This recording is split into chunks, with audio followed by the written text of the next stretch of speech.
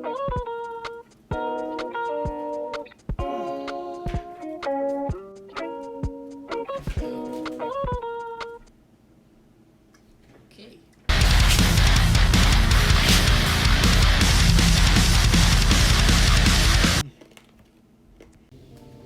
Hey guys, what's going on? Tekken Tomatoes here.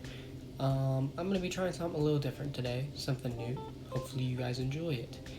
Welcome to the first episode of the new show I'm gonna call Buy or Bust Game Reviews.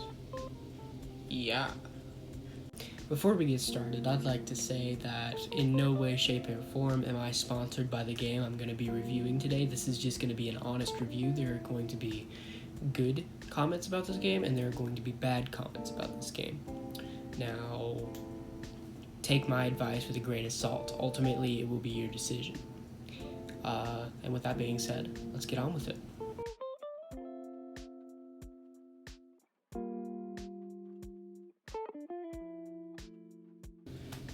And what better way to start off the show with one of my favorite games from one very underrated franchise, Tekken 7. Okay, first things first, to start, I'd like to say I've literally never played any other Tekken game than this. And if that doesn't trigger some people, I'd never even heard of Tekken before I played this game. Now we got everyone mad. But anyway, that's enough of my life story. You're not here for that. You're here to see whether or not you should buy this game, or you're here because you like my content. Okay, the first factor we're going to be looking at in this game is the graphics. This game was released in 2017, so you'd expect the graphics to be up to par with other games that came out in 2017, such as Legend of Zelda Breath of the Wild,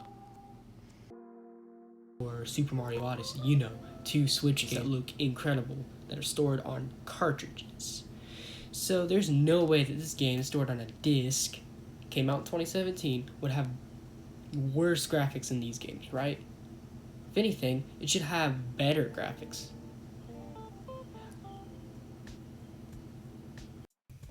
Well, it doesn't. The graphics are about equal to that of an Xbox 360 game. Okay, so this is not a problem if graphics don't take away from the overall immersion of the game. If you can play Ocarina of Time just fine and still have as much fun, you should be okay.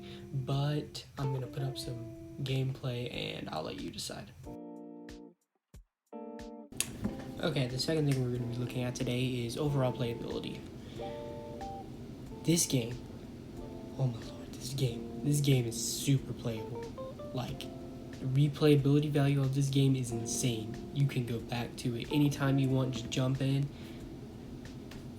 It's insane. It's amazing. As soon as I got this game on Game Pass, I spent literal days at a time playing nothing but this game. I seriously couldn't put it down for a while.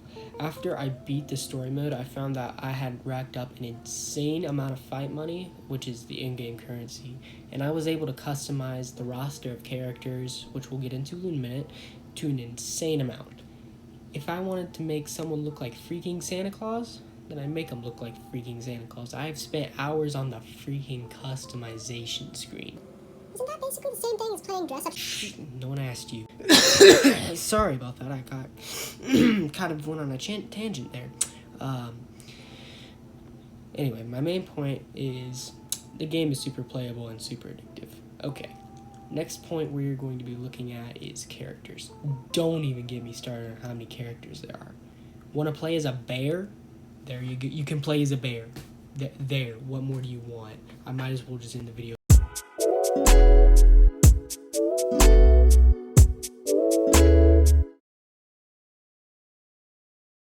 Here, you can play as a bear.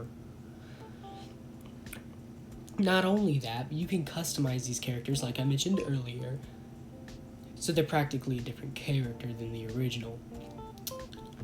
You can't customize moves, unfortunately, so yeah.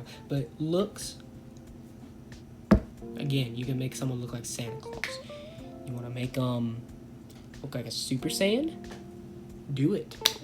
You want to put a freaking flag through their head and then have them fight with it? do it. You want them to have a pizza on their back that they can throw mid-fight at the opponent? Do it. Shall I go on? Okay, that's enough about customization. What about the actual characters? I can hear you saying. Well, to answer that, there's basically a character for everyone. You can play anyone from a bear to a boxer to a really ugly giant robot guy. There's an enormous amount of diversity in the roster. Okay. On to point 4, the actual fighting, the actual combat. It's actually really fun. The combos are very complex though and extremely hard to remember, but satisfying to pull off. This game's fighting is unique because every button controls a different limb of the character. While this makes the game fun, it also complicates the fighting. Instead of pressing the same button to punch and kick like in Smash Bros., you press one button to punch and one button to kick. So you can pull off almost a flawless 10-hit combo and absolutely annihilate your opponent off the face of the planet, and then accidentally mess everything up because you pressed A and now you're dodging instead of punching them in the face. I love this element personally because it adds an extra challenge thing and requires extra skill, which I don't have. Self-burn. Those are rare. But some people do. Okay, final point. This is kind of a short episode. So I don't think you should buy this game unless it is $20 or below. You can normally find it at this price at your local game store. This is where your GameStop, your Best Buy, or your maybe Target. You don't want to go to Walmart unless that's the only thing you have. Just a piece of advice if you are new to gaming, do not go to Walmart unless you absolutely have to. Coming from personal experience, if you want to get a game, Amazon is probably your best choice. It's where you can find cheapest prices and just more games. You can find any game you want. But this price for Tekken, $20 or below, it probably will not be found like that on Amazon or PlayStation Store or the Xbox Store. So I think it's worth it to take the drive to your local game store and just pick up a copy. Hey guys, Save the Tomatoes from the future here. While going through and editing this video, I realized that I kind of forgot the entire point of the video, which is to tell you if this game is a buy or if it's a bust. And obviously from my overwhelming positive feedback, it's a buy. Yeah, I'm tired. I'm going to bed. Now again, take everything I said in this video with a grain of salt.